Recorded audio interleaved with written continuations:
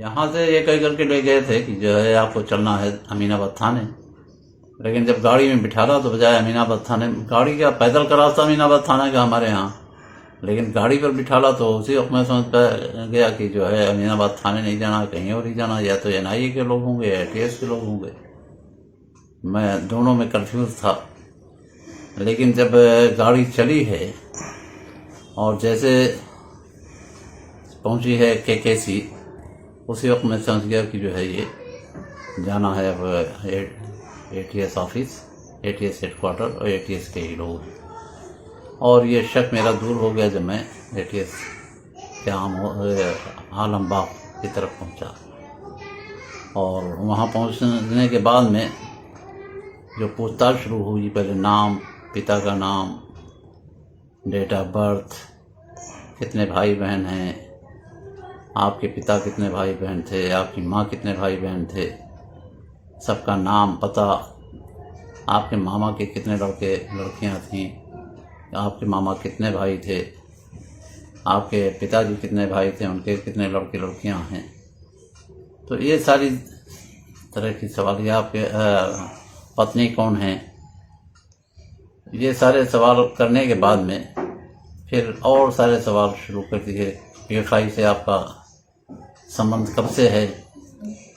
तो मैंने तो सीधा सा कहा, भाई PFI से मेरा कोई संबंध रहा ही नहीं है, तो कब से क्या बता दूं मैं? कोई संबंध रहा होता तो बताता। अलबत्ता मैं उनके एक पब्लिक मीटिंग में गया था 2011-12 में, उसके अलावा मेरा कोई संबंध नहीं है। हाँ, PFI के वसीम मेरे पास आते थे, जैसे और संगठनों के लोग आते हैं मेरे पास, उसे इस तरह से वो भी आते थे और बैठ करके बातचीत होती थी। फिर PFI से कब जुड़े, कैसे जुड़े? तो मैंने कहा PFI से जुड़ने का मेरा कोई सवाल ही नहीं है। मैं तो रिहाई मंच से एक संगठन चलाता हूँ, तो मैं अगर जोड़ना होगा तो अपने साथ लोगों को जोड़ूंगा। रिहाई मंच से क्यों जुड़ूंगा मैं खुद? तो मैं रिहाई मंच का ही हूँ, जो लोगों को जोड़ता हूँ तो रिहाई मंच से ही जोड़ता हूँ, PFI से नहीं जोड़ता हूँ, न जुड़ा हूँ। दूसरी बात, मैं एक राजनीतिक आदमी हूँ, शुरू ही से सोशलिस्ट आंदोलन में रहा हूँ।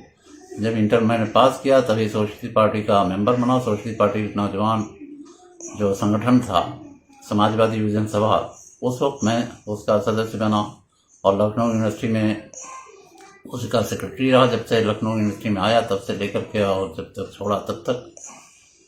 ये सारी बातें कहने के बाद फिर जो है मैंने कहा, इस वक्त भी मैं, चूँकि मुझे कोई फ़ायदा किसी से उठाना नहीं था, इसलिए मैं किसी पार्टी से जुड़ा नहीं। और आज भी जो हमारे सच्चर साहब ने, राजेंद्र सच्चर साहब ने सोशलिस्ट पार्टी इंडिया पार्टी बनाई थी, तो उसे जुड़ा हूँ। और मैं इस वक्त उसका राष्ट्रीय संसदीय राष्ट्रीय क्या कहते हैं, पार्लियामेंट्री बोर्ड का मैं चेयरमैन हूँ। और मेरे ही सिग्नेचर से लोगों को टिकट दिए जाते हैं। तो मैं अगर किसी को जोड़ना होगा तो या तो सोशलिस्ट पार्टी इंडिया से जोड़ूंगा या रिहाई मंच से जोड़ूंगा। दूसरी पार्टियों से या दूसरे संगठनों से जोड़ने का कोई सवाल ही न उठता है। तो ये बात हुई। फिर उसके बाद ये हुआ कि जो है रिहाई मंच से आप नौजवानों को जोड़ करके उनका भविष्य बर्बाद कर रहे हैं। तो मैंने कहा, मैंने रिहाई मंच से जोड़ करके भविष्य नहीं बर्बाद किया है किसी का। देश को बनाने के लिए मैंने अपना जवानी में भविष्य बर्बाद किया और आज भी देश को बनाने के लिए ही मैं जवानों को रिहाई मंच से जोड़ रहा हूँ। देश का भविष्य बनेगा तो नौजवानों का भी भविष्य बनेगा। तो इस तरह के सवाल हुए। फिर ये पूछा गया कि आप कौन से मुसलमान हैं, शिया हैं, सुन्नी हैं? तो मैंने कहा मैं मुसलमान हूँ, फिर भी मैंने कहा सुन्नी हूँ। तो अभी तो आप कह रहे थे कि मैं मुसलमान हूँ, शिया सुन्नी नहीं हूँ। तो मैंने कहा जब आप इतना जोर दे करके पूछ रहे हैं तो मैं कह रहा हूँ। वैसे अकबर इलाहाबादी ने कहा है कि अकबर का मजहब क्या पूछती हो मुन्नी, शियों में शिया सुन्नियों में सुन्नी। तो मैं वही मुसलमान हूँ। फिर मौलवियों से क्या आपके संबंध है? मौलवी आप क्या करते हैं, चाहते हैं, आपको पसंद करते हैं? मैंने कहा मौलवी इतना पसंद करते हैं कि एक शायर ने कहा है जाहिद तंग नज़र ने मुझे काफिर जाना और काफिर ये समझता है मुसलमान हूं मैं। तो ये मौलवी मुझे काफिर समझता है और आप कह रहे हैं कि मैं मुसलमान हूं। तो मैं दोनों के बीच में फंसा हूं, मैं अपने को क्या बताऊं कि कौन हूं। फिर इस तरह के सवाल हुए। फिर कहा रिहाई मंच आंदोलन चला करके क्या एयरपोर्ट नहीं बनने देगा? एयरपोर्ट तो बनेगा ही, रिहाई मंच के आंदोलन से क्या चले होगा? तो मैंने कहा ये वक्त तय करेगा, हमारा तो काम है कि हम लोगों को राहत पहुंचाएं। वहां पर लोगों की ज़मीनें जा रही हैं और लोगों के मकान जा रहे हैं, लोग बेघर हो रहे हैं, उनकी रोजी रोटी छीनी जा रही है, इसलिए वो आंदोलन चलाया जा रहा है और वक्त बताएगा कि क्या होता है। तो वो कौन चला रहा है? मैंने कहा राजीव यादव चला रहे हैं और आप जानते ही होंगे। तो कौन है राजीव यादव? मैंने कहा पार्टी के हमारे रिहाई मंच के जनरल सेक्रेटरी हैं और वही इस आंदोलन को चला रहे हैं पूरी तरह से। और सारे आंदोलन में रिहाई मंच के राजीव यादव आगे आगे रहते रहे हैं। और पहले कितने लोग थे, अब कितने लोग हैं? मैंने कहा बहुत सारे लोग थे, लेकिन हमने जब शुरू किया था तो 10-12 लोगों के साथ शुरू किया था और उसमें कुछ लोग कांग्रेस में चले गए, कुछ कहीं चले गए, कुछ कहीं चले गए। लेकिन राजीव यादव आज भी सक्रिय हैं रिहाई मंच में और वही एक तरह से इस रिहाई मंच को चला रहे हैं। ये सारी बातें होती रहीं। और फिर कहा कि जो है वो आप ये कैसे समझते हैं कि जो है एटीएस फर्जी मुकदमों में फंसाता है लोगों को? तो मैंने इसके जवाब में सिर्फ इतना कहा कि भाई जिस मुकदमे में एटीएस ने फंसाया था मुस्लिम नौजवानों को, उन मुकदमों में वो बरी हुए और एटीएस को ये सबूत नहीं पेश कर सकी कोर्ट में, तो मैं क्या कहूँगा फर्जी मुकदमे हैं या नहीं? और इसीलिए मैं कह रहा हूँ कि फर्जी मुकदमों में फंसाती है एटीएस। और इसके अलावा जो ये कचहरी का ब्लास्ट था उसमें भी यही हुआ, वकीलों से मेरे ऊपर हमला करवाया पुलिस ने। तो ये सारी बातें मैंने बताई और इसके अलावा बहुत सारी बातें हुई हैं। एक एक करके मुझे हर वक्त याद नहीं रह जाता क्या क्या बातें हुई और क्या क्या बातें मैंने बताई, लेकिन इस तरह की बातें हुई और ये बताई मैंने। जिन लड़कों को हमने आतंकवाद के नाम पे जो पकड़े गए थे उनको छुड़ाया, उनके बारे में, केसेस के बारे में? उनके बारे में मैंने कहा कि भाई देखिए कचहरी ब्लास्ट में 2 लोग तो बरी, एक आदमी तो 2 लोग बरी हुए, एक को आपने ही बरी करा दिया 169 सीआरपीसी की रिपोर्ट दे करके एटीएस के लोगों ने, और दूसरा जो है लखनऊ ब्लास्ट में, कचहरी ब्लास्ट के मुकदमे में वो डिस्चार्ज हुआ था और फैजाबाद वाले मुकदमे में वो बरी हो गया, जिसका नाम है सज्जादुर रहमान। तो इस पर एग्री हुए वो लोग और सर अपना हिलाया कि हाँ ये सही कह रहे हैं आप। मैंने कहा सिर्फ सज़ा 2 ही लोगों को हुई है, एक तारिक कासमी को, एक खालिद मुजाहिद को, बाकी तो सब बरी हुए। और जहाँ तक और मुकदमों की बात है तो उसमें बाबू भाई जिसका नाम लिया जाता है वो बरी हुआ। उस मुकदमे में बंगाल के बहुत सारे लोगों को फंसाया गया था, एक लड़का बिजनौर का फंसाया गया था, एक शामली का फंसाया गया था, ये सबके सब बरी हो गए। तो मैं क्या कहूँ? मैं तो यही कहूँगा कि आप फर्जी फंसाते हैं, फर्जी मुकदमे कायम करते हैं और जेल में डालते हैं। CA/NRC जो आंदोलन हुए थे, CA/NRC के बारे में भी सवाल किया तो मैंने कहा कि भाई देखिए वो उन्होंने कहा कि तो मुसलमानों के खिलाफ था और मुसलमानों के ही लिए लड़े आप।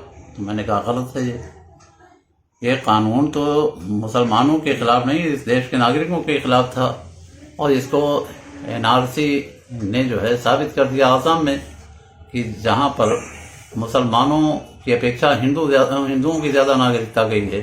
14 लाख में 5 लाख जो है फिर मुसलमानों की नागरिकता गई और बाकी 9 लाख हिंदुओं की गई है नागरिकता। तो वहाँ तो साबित हो गया कि मुसलमानों की अपेक्षा हिंदू से ज़्यादा परेशान होता। इस गिरफ्तारी पर आप क्या कहना चाहेंगे? गिरफ्तारी पर हम सिर्फ इतना कहेंगे कि एक तो इस वक्त चल रहा है कर्नाटक में चुनाव विधानसभा का। तो वहाँ वोटों के ध्रुवीकरण के लिए ये गिरफ्तारी की गई। पहला मकसद तो ये था।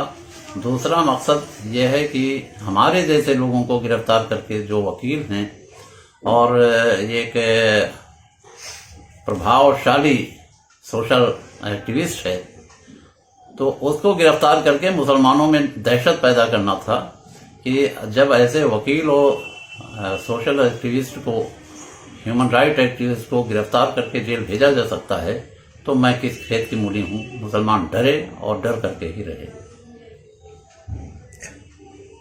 इस गिरफ्तारी को आप क्या मानते हैं, लीगल कि इनलीगल? ये पूरी तरह से इलीगल था और जो है इसीलिए हमारी जो है एक हेबियस कॉर्पस की पिटीशन हाई कोर्ट में फाइल की गई थी, लेकिन जब रात में ये छोड़ गए तो उस हेबियस कॉर्पस की पिटीशन को वापस ले लिया गया। कोई ऐसी बात जो आप कहना चाहते हैं? कितने लोग और आपके साथ थे जिनको क्या उनको मैं इतना ही कहूँगा कि इस तरह से डराने की कोशिशें एटीएस, एनआईए, एसटीएफ सब करेंगी। ये क्या नाम है, जो पुलिस है, यूपी पुलिस, ये सब की सब इस तरह की कोशिशें करेंगी और इन कोशिशों से किसी को डरने की जरूरत नहीं है। मजबूती के साथ खड़े रहने की जरूरत है। मैं तो बीमार था, मुझे से बीमार को उठा करके ले गए, लेकिन जब से मैं वहां से आया हूं लौट करके, तो मुझमें और भी ताकत लड़ने की पैदा हो गई है। और आज सुबह से लेकर के, मैं वैसे घर में लेट जाया करता था, लेकिन आज सुबह से लेकर के अभी तक बैठा हुआ हूं और बातें कर रहा हूं। आपको कुछ इसका मानसिक रूप से या शारीरिक रूप से कोई टॉर्चर नहीं लग रहा है? नहीं, टॉर्चर, देखिए ये तो टॉर्चर करना मकसद था, उठाने का मकसद ही टॉर्चर करना था। हालांकि वहां किसी तरह का दुर्व्यवहार नहीं किया, लेकिन उठाना ही अपने आप में टॉर्चर करना था। तो हम तो इसे इलीगल गिरफ्तारी कहेंगे और इसका मकसद टॉर्चर करना ही रहा था। आपसे किसी अन्य लोगों के बारे में कुछ वीडियो, फोटो या फिर? मुझसे एक वीडियो दिखाई गई थी और एक फोटो दिखा करके पूछा गया था कि ये वीडियो जिसमें आप पुलिस के खिलाफ बोल रहे हैं, ये कब की है? तो मैंने कहा ये आजमगढ़ में जब लोगों की टांगें तोड़ी जा रही थी, तो उन्होंने खुद ही कहा वो जो टांग घुटने पर फायर करके किया जा रहा। तो मैंने कहा हाँ बिल्कुल वही बात है, उस वक्त का वीडियो है।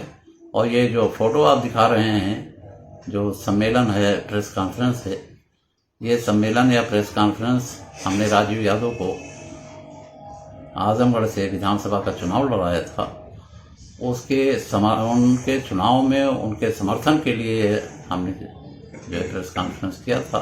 इसमें डॉक्टर अयूब हैं, भरत गांधी हैं, टीसी कुरील हैं, ये तमाम लोग थे और सबने समर्थन दिया था।